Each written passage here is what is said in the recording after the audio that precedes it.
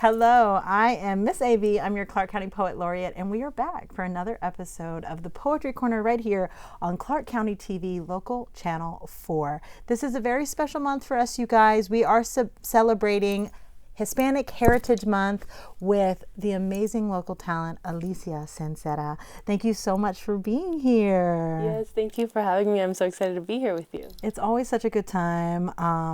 Obviously, we've known each other for a very long time, and I am such a fan of your work, so I really appreciate you being here to be able to share your magic with us and the audience at home.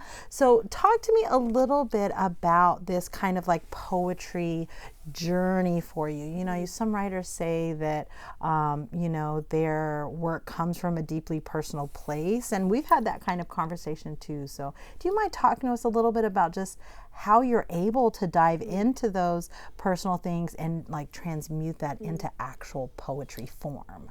I would love to. Well, first of all, it definitely feels like a full circle moment being here, having my start in poetry, just going to local poetry shops, ran by yourself, of course. It was such a great space to be in, and I think I was really empowered by the community there and seeing everyone else open up their hearts and share their stories. Yeah. And I've always been one to be emotional and kind of like step into that energy. So it felt really nice to step into a space where that was welcomed and encouraged, by yourself and other fellow poets.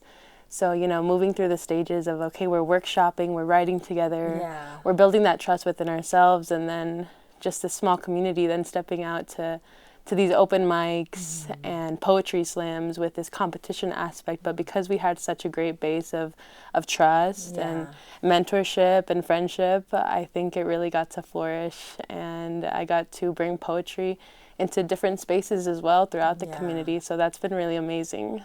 That's great. So really, it's like that foundation of comfort, that foundation of safety of like, I can speak my truth in these spaces and I will be accepted. And maybe because you talked about like open mics and poetry slams, of also seeing other people do that as well. So it's this space of like, okay, well, if they can share, I can share, and maybe we can build that friendship in that community together. That's beautiful. Yes, absolutely. Seeing others kind of reclaim their stories definitely like lit a fire in me, and I wanted to do that same thing. As a kid, I studied theater in high school, which was so much fun to be able to put on a character and put on a voice and be loud. And then poetry really allowed me to take those skills and then apply them to my own story. Yes, so I love that. I love that, being able to empower you to like really take your own narrative, right? And being able to make it into absolutely beautiful art. And so something I also really enjoy about your work, so we talked about it being deeply personal, but also you really use that as a way to empower other people within the community and other initiatives that you do as well. So can you talk to us a little bit about that? Yes, thank you. So I'm in touch with a lot of grassroots programs. I think of Free Self-Defense, LV. I have training in jiu-jitsu as well, poetry, martial arts. It all feels artistic and like self-expression, yes. I love it. But in those spaces, we also get deeply personal, It's not only about the physicality and the movement, but also the stories that brought us there. And again, building that trust in those spaces. So we've been able to use poetry in those spaces as well to make sure that we're attending to not only our physical needs but our spiritual needs too, telling our story. And it's been really beautiful to create the space that focuses on women and children and survivors of domestic violence. That's who the program is catered to. And providing this space that empowers you and makes you feel like you could really stand up for yourself, defend yourself, while also honoring the soft parts of yourself. That's incredible. It's almost like physical poetry, right? Like, and being able to, again, like own your own story, whether you're doing that by empowering yourself and being able to protect yourself within martial arts and also community, but also being able to have that literary aspect, that storytelling aspect. And what a beautiful way and unique way to be able to tie that together, because I don't know if our audience at home would be like, oh, poetry and martial arts. But now that we're talking about it, we're like, that's all I I want is poetry and martial arts. I think Absolutely. that's amazing. And good for you for being able to do that, Yes. and being able to give so much of yourself to the Thank community you. in the way that you do. So I know you give so much already, but we would love if you would be able to share some of your poetry with us today. Is that okay? I would love to. All right. So feel free. Take it away. Okay. Pocha, meaning spoiled fruit. Used to describe a Mexicana who has lost touch with her culture, who might speak Spanish, pero not the right way.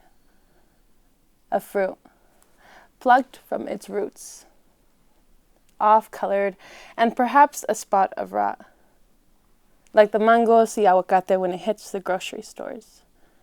Product of Mexico, it reads, and I wonder, how many bumps did it hit in the ride to the U.S.? I close my eyes, and I see the brown, calloused hands that tended to the soil, the kind that look like my father's. I smell the sweet air of my mother's homeland before I choke on the pollution that threatens our countries. And I think, these mangos y aguacates, these are not the goods that need to be snuck in. Not the goods that have been deemed illegal or locked in cages before they reach their final destination, a home. These mangos y aguacates are not the goods that need to be snuck in. Into the U.S., claro, because when you cross the border over to Mexico, La Migra don't really care about what you're taking over, just as long as you may not be able to bring it back home. And I mean home as in the U.S., in case you were confused by which home I meant, porque I know I am sometimes. No soy de aquí, y no soy de allá. I don't talk English good, y mi Spanish es weird. There's this idea that as a Mexican American, I am spoiled. Rotten fruit, ya hecha a perder. Y honestamente, honestly, me vale.